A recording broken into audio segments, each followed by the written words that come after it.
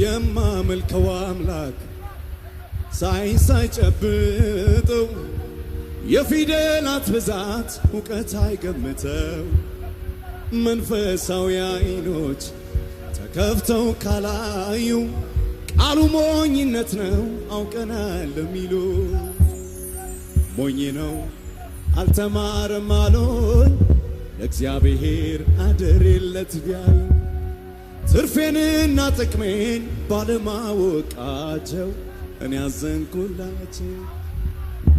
ይልቅ ሳይጨልም መዝጊያው ሳይቆለፍ የሰው ልጅ መለስ ከሚጠፋው ዓለም ጉነቱን ከማፍሰስ ይልቅ ሳይጨልም መዝጊያው ሳይቆለፍ የሰው ልጅ መለስ ከሚጠፋው ዓለም ጉልበቱን ከማፍሰስ ምድርና ሰማይን ያበጀው ፈጣሪ አይመረመርም ገብቶ ላብራቶሪ ቁጥርን ከቁጥር ጋር ሲያጋጩ ቢኖሩ አያዩትም ጌታን ሩቅ ነው ሀገሩ።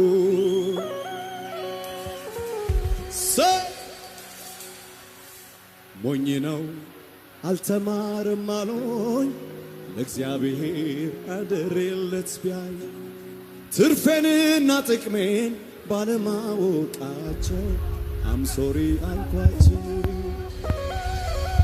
ኢየሱስ ጌታ ነው።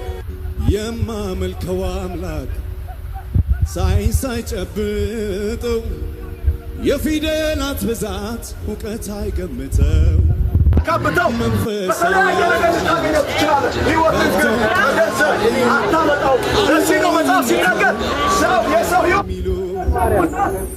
ሞኝ ነው። ለዚህ ነው ማቴዎስ ወንጌል ምዕራፍ 16 ላይ ሰው ዓለምን ሁሉ ቢያተርፍ ነፍሱን ግን ቢያጎድል ምን ይቀጥለዋል? አየህ ወንድሜ፣ እዚህ ምድር ንግሥና ከመሬት ሁሉ ያንተ ቢሆን ነፍስ ሲሆን ብትቀር ምን ይጠቅምሃል? ስለዚህ ወንድሜ ሕይወት አግኝተሃል ወይ? ድነሃል ወይ? ጸድቀሃል ወይ?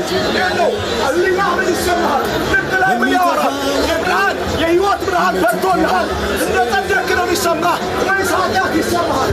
ሃይማኖት አለ፣ ኃጢአት ይጎድልሃል። ሃይማኖት አለ፣ ስትሞት ወዴት እንደምትደርስ አታውቅም። ሃይማኖት አለ፣ ግን የሞት ፍርሃት ከቦሃል። እኔ ግን እነግርሃለሁ የሞት ፍርሃት ወደሌለበት ሕሊናህ ወደማይከሰስበት ጽድቅ የምትሸትበት የሕይወት ደብዳቤ ሆነ የምትገለጥበት የእግዚአብሔር ብርሃን ተብለህ ወደ አይመረመርም